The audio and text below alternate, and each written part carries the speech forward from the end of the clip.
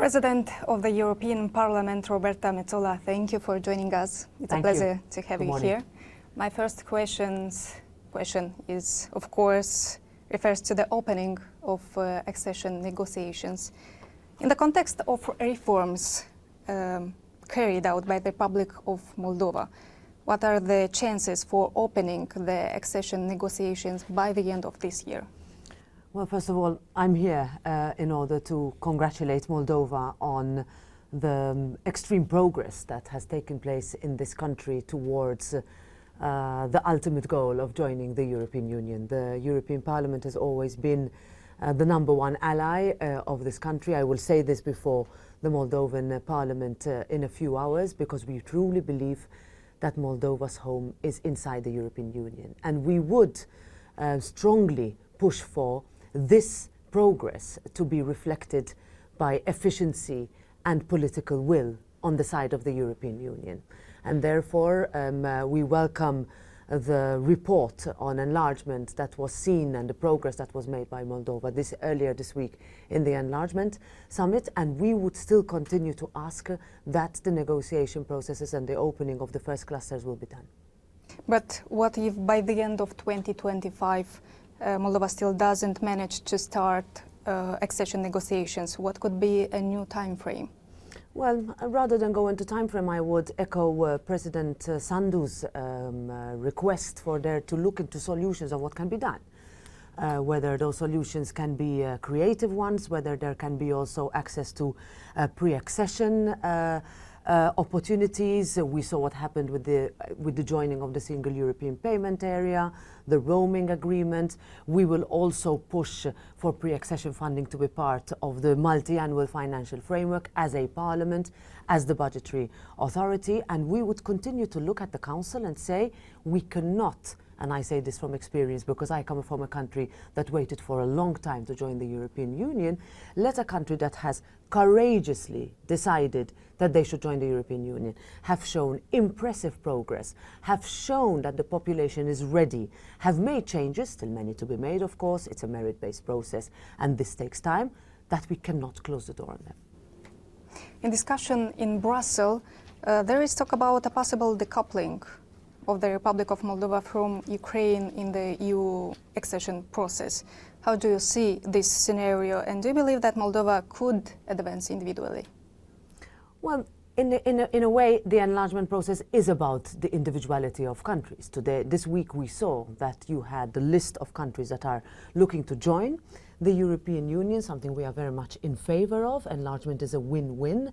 And the merit-based process looks at each country and says where advancements have been made and where advancements still need to be made. And in this case, you had Ukraine being treated individually, Moldova, Montenegro, the Western Balkan countries, once we saw each and every report. So for me and for the European Parliament, that is the #1 issue. Now, whether the decision would be taken to uncouple is something that the European Council and the Council will take, but us as a European Parliament is very clear that once a country fulfills and shows progress, then the progress should be matched from our side. But for Moldova, which scenario is better? To move forward separately or together with Ukraine? Well, that is something for Moldova to decide and Moldova to negotiate. What I can tell you is that since 2022, when the Council unanimously decided to adopt, I would say, accept Moldova as a candidate country, that is the process on which, and you can see also very positive reactions by the European Commission and members of the European Council, accompanied by, the overwhelming majority of the Parliament to say that Moldova should go forward. But we have a problem, it's Hungary, because now we go together with Ukraine. And how could Hungary be convinced not to block the opening the negotiations for Ukraine? Well, I would call for further discussions. We know the positions of different member states individually, some very vocal, some less vocal. I would push and continue to look at the decisions that had been taken by unanimity, including Hungary, since I would say the last few years, especially since Russia invaded Ukraine, and go for as many decisions that can be taken step by all countries. But again, if we could find a creative way in order to see whether certain progress can be made outside I would say, the treaty constraints of things being done by unanimity, that would be something very much supported by the European Parliament. But do you think, I said earlier, but do you think that Hungary is a problem? Well, the European Parliament has been extremely concerned and extremely, I would say, vocal in looking at what is happening in each country. Looking at, for many years, I have been working in the Parliament for a long time in those countries where there are questions as to the rule of law, what are democratic challenges, what is happening in the balance of power. We're looking at elections in that country in a few months from today, and therefore we will have to see what the discussion is happening there.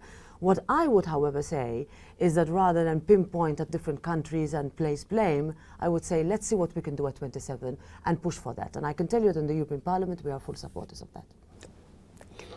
The authorities, Moldovan authorities, have set the goal of joining the European Union in 2028. What does Moldova need to do in order to succeed? Well, first of all, there are standards that are set. There are different clusters of negotiations, different chapters in the accession process, whether it is on rule of law, tackling corruption, making sure the structures work, funds that are spent correctly, making sure that the democratic structures, as we saw very well, worked. These are traditional steps that have been taken by every country in order to join the European Union. The enlargement report was positive. You could see what Moldova has already done, but also recommendations as to what Moldova still needs to do. And that is something that I will discuss with all the Moldovan authorities today. What Moldova needs to do? Much more in terms of the chapters that are being requested, recommendations by the European Commission. This is a very standard procedure where different parts of the Moldovan processes, how they work, how things are done on the ground, what appointments need to be made, how funds need to be spent, where they are spent. These are all questions that are asked, are requested to be answered by all authorities, and if they are answered well, then you proceed. If they are answered differently, then we would come in and say, look, we need to help you, and that's what I'm here to do. Okay, well, but where do you have the biggest challenges? Well, the chapters of the enlargement report of the European Commission are quite clear. When you look at the different clusters, negotiations, in other words, where it comes to internal market, where it comes to structures that need to be governed in terms of democracy, where you see how governments work, and I will have the opportunity to meet with the new Prime Minister today. When you see also what has been done in terms of, and it's good to know also, and it's good to say that Moldova has registered the largest amount of progress in the last year when compared to all other countries that were examined in the enlargement report this week. And you know, you have a very specific timeline, you have a specific goal, and when President Sandu says, once we reach that goal, please don't change the goalposts, I think that's something that we need to reflect as well. So I'm also here to answer those questions. But what about justice or corruptions? Oh, this is part of the progress that needs to be made by all member states and all countries that are seeking to join the European Union. So you see in each report where each country needs to improve. In other words, where appointments need to be made, where appointments have been made, how you can look at different parts of the country to make sure that standards improve, how you make sure that funds, which were a big discussion of the last election campaign, can go to all parts of the country for people to benefit from. Make sure that there is accountability. I mean, these are standard requirements, and may I also add that they are requirements not only of countries seeking to join the European Union, but also countries that are already inside the European Union. And we would also, as a parliament, question also what is happening inside the European Union before also making demands that are realistic but sometimes very difficult to achieve by countries that are seeking to join. But do you think we have some progress in these directions? Well, it's not about thinking, it's about facts.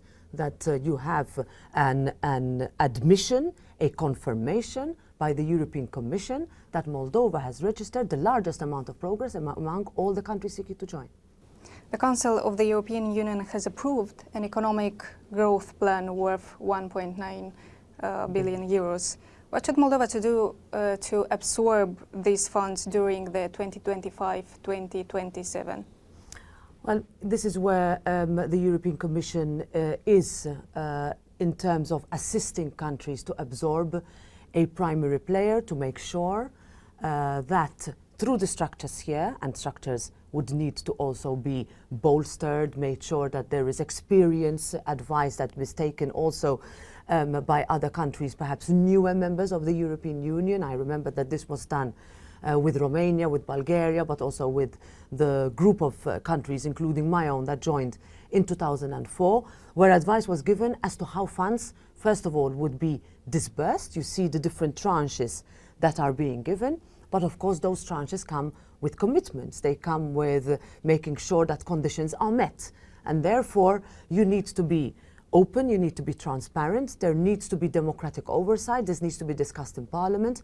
I would also advise that there is a committee inside the Moldovan Parliament that deals specifically with this issue in order to see that funds are spent correctly. Once funds are spent correctly, you can easily go to the next tranche. It is about meeting goals. Every country has to go through it. Sometimes you need to go through radical change in order for you to benefit from those funds. And then, once you benefit from those funds, you need to make sure you're accountable to how you spend them. My colleagues show me that I have only 1 minute. My final questions refers to the Transnistrian issue. Madam President, how does the European Parliament view the future of the Transnistrian region in the context of the accession process? Well, first of all, we continue to be concerned in terms of electricity generation, energy supplies, making sure that countries, people who live all over the country of Moldova have access to what is needed. We would look at the ongoing discussions. It is something that I will speak to the President and the Prime Minister about. I know that there will need to be discussions with representatives of the region, but my appeal would be for those people to look to Europe as their home, because Europe is their home.